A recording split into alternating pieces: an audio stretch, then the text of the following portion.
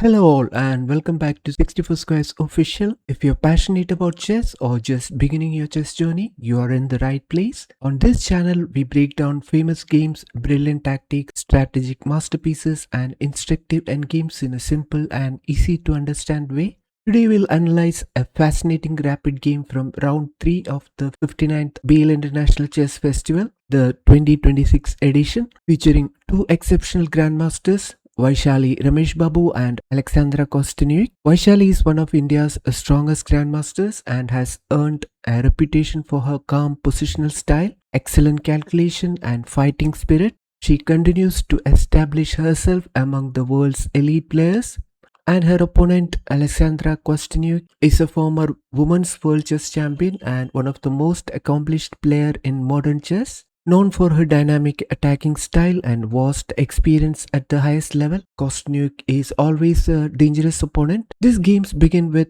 the French defense, exchange variation, an opening that often appears quiet at first glance but can quickly transform into a rich strategic battle. So now let's dive into the game.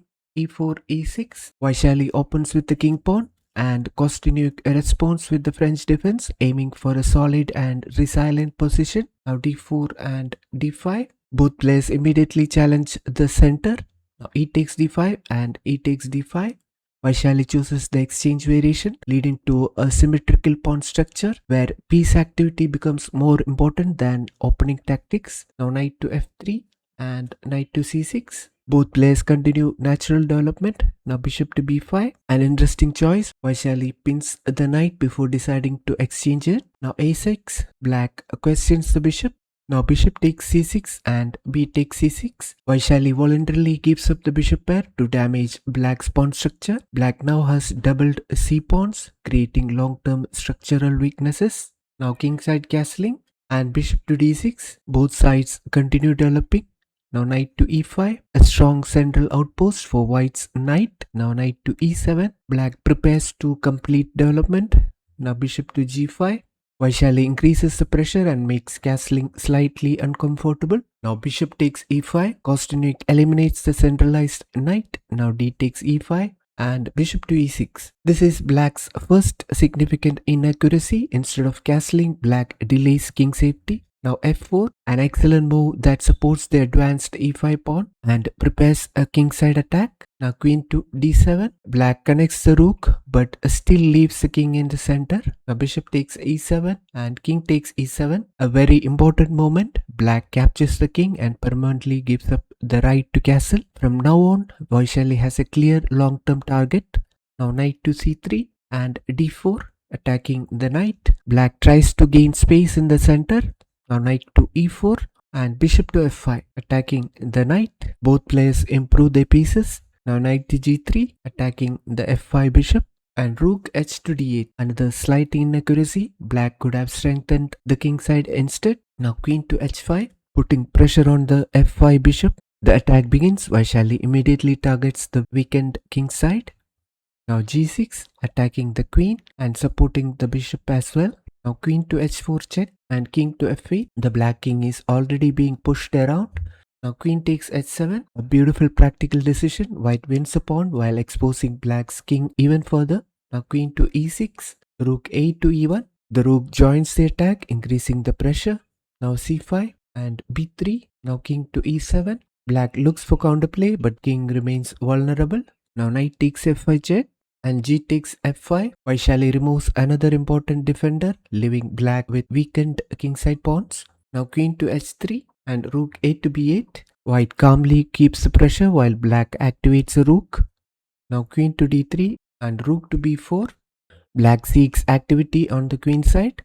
Now c4. This is a small inaccuracy according to the engine, but white still keeps a comfortable advantage. Now rook b to b8. Black retreats and prepares to defend.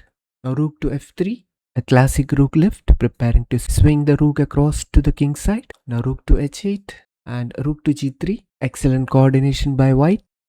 Rook to h4, attacking the pawn on f4. Now queen to f3, supporting the pawn. Now rook to d8. Black centralizes the rook but remains under pressure. Now h3, a useful move that gives the king extra breathing room. Now d3. This is a serious mistake. The pass pawn advances too early and allows white to seize the initiative. Now rook to d1, putting pressure on the d3 pawn. A simple and effective move. White blockades the dangerous pawn. Now rook to d4, putting pressure on the f4 pawn. Another mistake by black. Black's position begins to fall apart. A rook to g8, a powerful rook invasion. White's rook enters the 8th rank and creates multiple threats. If black takes this pawn, then white can simply play queen to a8 and then create mating threats. Now c6, blocking that idea. Now queen to g3, queen to h6, putting more pressure on the f4 pawn. Both players are now very short on time. Now rook to b8. Vaishali finally slips with a blunder, allowing black back into the game. Now queen takes f4. Kosteniuk grabs material and suddenly the evaluation becomes much closer. Now rook to b7 check and king to e6. But under severe time pressure, black immediately returns the favor. Instead of finding the safest move, the king walks into danger. Now queen to g8. Vaishali instantly exploits the exposed king. Now queen to e3 check, king to h2, queen to f4 check, and king to h1. Black continues checking, hoping for perpetual check. Now rook to h3 check, a desperate exchange sacrifice to keep attacking chances alive. Now g takes h3 and queen to f3 check, king to h2, queen to e2 check. The game becomes extremely sharp. Now queen to g2, an excellent defensive move, preparing to exchange queens. f4 and rook to f1 and f3. Black pushes the pass pawn, trying for one final attack. Now rook takes f3. Vaishali calmly eliminates the dangerous pawn. Now queen takes g2 check and king takes g2. Queens come off the board, leading to a rook endgame. Now d2, trying to promote the pawn. Black's pass pawn looked dangerous, but white has a better idea. Now rook f takes f7. Instead of defending passively, Vaishali activates her rook and takes the initiative. If black queens, then rook b to e7 is checkmate, not the f-file rook. King takes e5, rook b to e7 check. Now king goes d6 and rook d7 check and king to e5. White's active rooks completely dominate the board. Now rook takes d4, a precise move that finally eliminates black's dangerous pass pawn. After c takes d4, white's king and rooks are much more active and the resulting rook ending is clearly winning for white. So following rook f1, king to e4, king to f2 and king d3 at h4, black resigned the game. What looked like a balanced French defense turned into an excellent demonstration of how to exploit an exposed king, maintain pressure and convert an advantage even during an intense time scramble. If you enjoyed this analysis and learned something new, don't forget to like this video, subscribe to 64 Squares Official and click the notification bell so you never miss our latest chess content. Thank you so much for watching and I'll see you in the next one.